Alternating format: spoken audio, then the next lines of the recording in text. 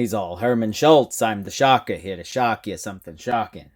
Hello, friends. Welcome back to Toy Lips. Today we are taking a look at the long-awaited Symbiote Spider-Man, as well as the brand new classic Shocker from the Hasbro Marvel Legends Retro Carded Spider-Man series. You can see them looking real fresh in their packaging, a few accessories displayed there, and on the back you get this nice throwback style shot of the character, a little bit of a read-up, breakdown of the accessory swap, and a tease of the other characters, of which there are 6 in the wave, and I have decided to do them all 2 by 2 by 2. Taking a look at the Shocker, you'll see a bit of the same. Really nice, really clean throwback packaging. Looks just like the Spider-Man toys from the 1994 series. Super stoked to have these in hand. Let's get them out of the package. Right out of the package, we have a couple of iconic Spider-Man characters looking real clean. They come on retro cards, so no build-a-figure parts, but they each come with a few accessories. And we'll start by taking a closer look at Spider-Man. So, springing out of the mid-1980s, this is not just another costume for Spider-Man. It is in fact a shape-shifting parasitic alien life form. It bonds with a suitable host and grants it increased physical prowess, and all it wants in return is to eat some brains once in a while. Easily the second most iconic look for Spider-Man after the classic red and blue duds. Checking this figure out in greater detail, it is one of only 3 to use this new body mold. The design standpoint of this costume as a whole is very nice, very minimalist, just a stark black. They've painted it in this sort of gloss, so it has this sheen. It's almost supposed to have sort of an oily sheen to it. It's some sort of alien monster, you know what I mean? And then just this big, clean, white spider over the front. On the back of the hands, you get these little pads here, and then the big bug eyes. And other than that, it's just a solid black figure. For the deco here, they've painted this in these butterfly cuts, and it holds, you know, the form whether you're in or out. So that's really a great solution there. On the front, they've opted to dodge it, and it doesn't look weird at all, so you don't have that breaking it up there in front, which is also fantastic. The eyes are a good size. They could be bigger, but sure, they could also be smaller. Alternate heads would solve that. Side profile, you can see that the character does have a nose, which is nice. And he is just really well muscled, really well sculpted here. I don't believe it's too bulky. You'll see it in comparisons next to other characters. I think that Pizza Spider-Man body mold was perhaps a little thin. Real flat profile. It was kind of weird. This is really kicking. Everything about this is perfect, except for these visible pins. You know what I'm saying? What's up with that? What's up with that? All this work on all this other niceness here with this diaphragm cut. It breaks up the spider to a minimal degree, but there's got to be sacrifices somewhere. They've stopped it just shy of this ab crunch. A big point of contention is the design on the back of the hands. This shape is a little off, and there should be a little black dot there, representing that this is where the webbing comes from on the symbiote suit. But it could just be a black costume. I know what it says on the package, but it's going to work for my display all day long. I think this thing is really well put together. I know, again, it is a simple design, but all of these little things, the thought that they've put into it, they've really nailed the look of this character. For accessories, he comes with a couple extra sets of hands, including 2 open palms and 2 web shooting hands. For a Spider-Man figure, I feel like this should be a standard complement of hands, but you could also include, say, an extra head with different sizes of eyes. Perhaps an unmasked head with some venom tendrils, some symbiote tentacles. Some symbiote tendrils snaking up the face a bit, you know what I'm saying? Oh, does anyone else have that 12-inch one? I almost forget that I do. He's got the extra blue paint over it in places and some extra lines in the sculpt to make it look like a costume. But that figure is great, and it comes with the unmasked head with the symbiote snaking up the face. How it do? But this isn't bad. Like I said, though, I feel like this complement of hands should be standard for a Spider-Man release. While we're here, how about we throw in Venom? Here's Venom's hand. And it ought to look more like this. This is nailed to shape and the dot in the center. How you doing, Ed? Tasty. Checking out the articulation on this greased up good guy. His head is on a ball peg. No more hinge here. just sits atop that, so you will get this great tilt either way for extra personality there. He has that notch on the back, so you'll get good movement back if you can sort of force that in there. Looks down a good amount. Shoulders are ball jointed, and they come up this far, and they will rotate all the way around. He has that nice butterfly cut there that'll let you bring these forward this far and back a little farther still. That is really great range. You want that for a Spider-Man, reaching across the chest, arm coming back this way, things of that nature, you know. You get this bicep cut here. Visible pins on the double jointed elbow gives you range like this. You get a hinge at the wrist, back this far, in this far. They're all hinged the same way across the different sets of hands. You have this nice diaphragm cut that lets you rock side to side, and you can bring that forward or back. And he does have an ab crunch down here, so you get a lot out of that with the two of those combined. Back this far. So you sacrifice waist twist for that, but you get it up here. Down here at the thighs, they are on a ball joint, and they will come out this far, forward this far, back this far. Upper thigh cut rotates all the way around. Double jointed knee, visible pins, calf cut right here, and ankle goes back this far, forward this far, and rock side to side. This is about the pinnacle of Marvel Legends articulation here. A lot of great stuff. It is finally a frame worthy of a Spider-Man character. Love it. So this is Herman Schultz, the Shocker, a Spider-Man villain from the 60s, created by Stan Lee and John Romita. He throws down with his own custom-made Vibro Shock gauntlets. The Shocker, Vibro Shock gauntlet, get it? Yeah, these hogs right here. This is a really iconic looking version. Can I say that word? Can I use that word in any more videos? Well, we're on a run of really iconic versions of these characters. The last go around, I wouldn't have said that about that iteration, you know. But this guy looks great.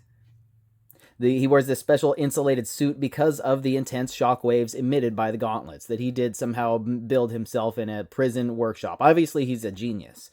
Do you know what I mean? So getting real close here, you can see the whole body is sculpted. It's newly sculpted with this quilting right here. That is just fantastic. His little romper here or whatever is I think is supposed to be like a leather-ish. Perhaps that would be, you know, good heavy insulation because it's sculpted over and it has this nice texturing in it. And that goes all over the body and all this striping down the sides and on top of the head here. Special insulated cap. That quilt pattern does continue all the way around down the back here, just as well detailed on the back as it is on the front, which is to say, you know, fairly well, but they could have painted in these lines, at least just a little bit of a wash in there. Big V on this belt that is an overlay for Vibro Shock gauntlets. So also this is like pegged in somewhere. And it just sits a little off. It should come down more to sort of close that gap, but pretty much fine. Pretty much fine. Again, like all these parts are custom because of the this special quilted sculpting here, which is rad. So of course they took the opportunity to go for pinless while they were at it. So this looks really clean. This looks really nice coming down these arms and to the gauntlet itself, which you know, in a bit of unusual articulation here, it's up at the forearm, so that it doesn't break up the nice, sleek shape of that gauntlet, which is great. Heavily muscled legs. I mean, you can see it's obviously it's based on Marvel Legends sculpts. It's new. They fit right in. It almost looks like one of the other figures, just with insulated, but still obviously very tight pants. You know, the leather striping continues on down the side here on the leg, and to tie it all together, you get another metallic band at the top of the boot. Boots are really nicely sculpted, also in this textured, this leather perhaps material. Peg holes on the bottom of those. Little bit of paint slop in there, but looking really sharp. This is the Shocker. As for accessories, the Shocker comes with another set of the aforementioned Vibro Shock gauntlets. You can see they are cast in this very nice, whatever, these are painted, right? Looking nice, and I mean, they catch the light really well. Very shiny. I like that. Fingers are sculpted really nicely, and you can see this is sculpted over the palm of the hand in here. Is that a separate piece? Whatever. They just plug right onto the forearm there.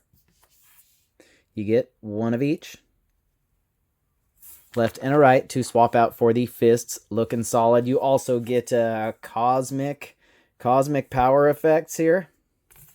I don't know. It's not how the power is depicted in the comics. Not really very close even. So that's kind of funny. But I mean, whatever. Put one of these on his wrist. He's looking good. No, they've been throwing these at us for years, and in certain cases they work great. Like Havoc or sure the Silver Surfer. But would have been cooler to have like a proper depiction of the shockwaves.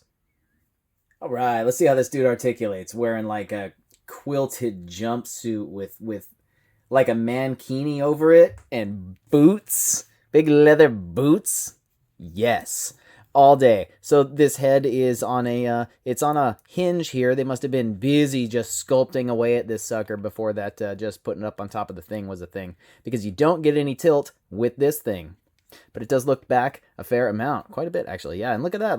He looks all the way down. Keeps his chin tucked. And as we move over here, we can see these shoulders are ball jointed. Standard fare, rotating all the way around. They both come up yay far. Rotate at this nice bicep cut. You get these nice pinless double jointed elbows. You still lose a bit because it hits the gauntlet right there. But that's not too shabby. There's a forearm cut here that rotates all the way around in lieu of any kind of wrist articulation. Works out great though. A little different.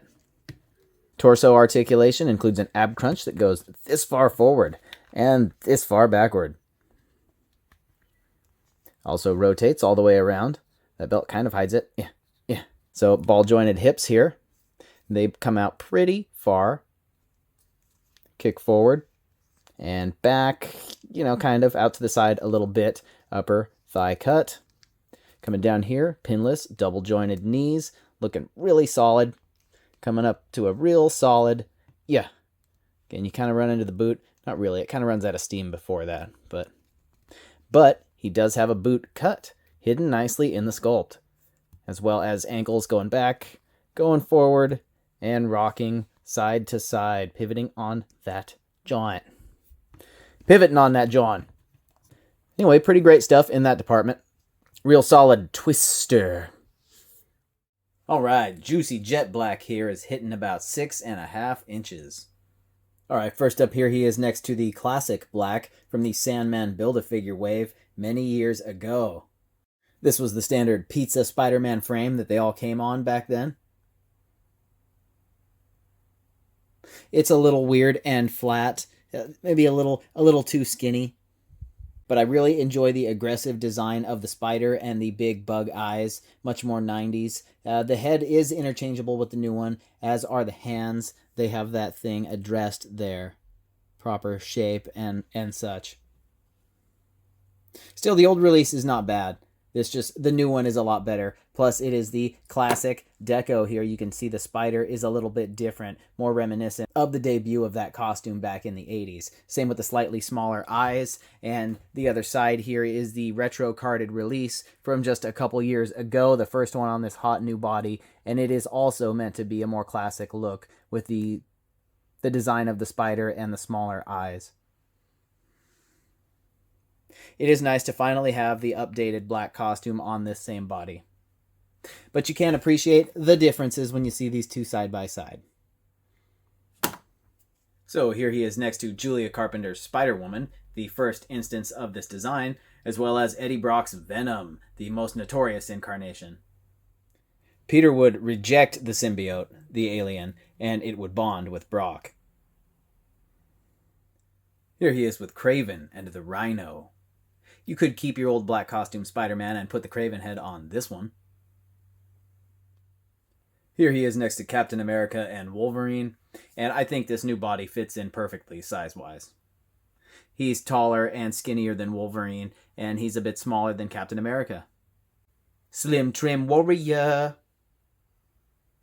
He's got that sizzling spacesuit sinew. For fun, here he is next to the Marvel Universe iterations, 3 3/4 scale. It's just the same body. One just has extra blue paint for effect. It is a nice effect. And this is like their second generation Spider-Man body. They would never give us this costume again on the updated body before the line imploded. It's always nice to see the evolution and upgrades, even as they retread the same stuff in a different scale. Creeping back up in scale, we have an articulated Icons Ninja and a NECA Ninja Turtles foot soldier. Alright, and then swinging with the big hogs, we have him next to the McFarlane Toys DC Multiverse Arkham Knight's Batman and the Mortal Kombat 11 Spawn. These are, of course, 1/10 instead of 1/12 scale. But Spider-Man's not a giant, you could fudge him in if you wanted. Alright, so the Shocker stands 6 3/8 of an inch tall. Right off, here he is next to retro-carded classic Spider-Man and the Rhino. Here he is with a couple of earlier retro-carded villains, the Green Goblin and Sandman. And for more Spider-Man Rogues love, here is Hydro Man and Mysterio. Having all these characters on the shelf together, they really look great. For comparison outside the lines, we have the NECA Ninja Turtles cartoon series General Trag and the Jazzwares Halo Spartan Collection Emil. Here is our new Spider-Man and Shocker standing side by side. And also from this wave, Ben Reilly Spider-Man and the shiny new Hobgoblin. And finally, it is the Marvel Legends Torch-Passing Spider-Man and the Marvel Legends Morning Coffee Mostly Bucky Cap Deadpool. Cheers, friend. So at the end of the day, are these figures worth the trouble to track down? Are they worth the money to shell out?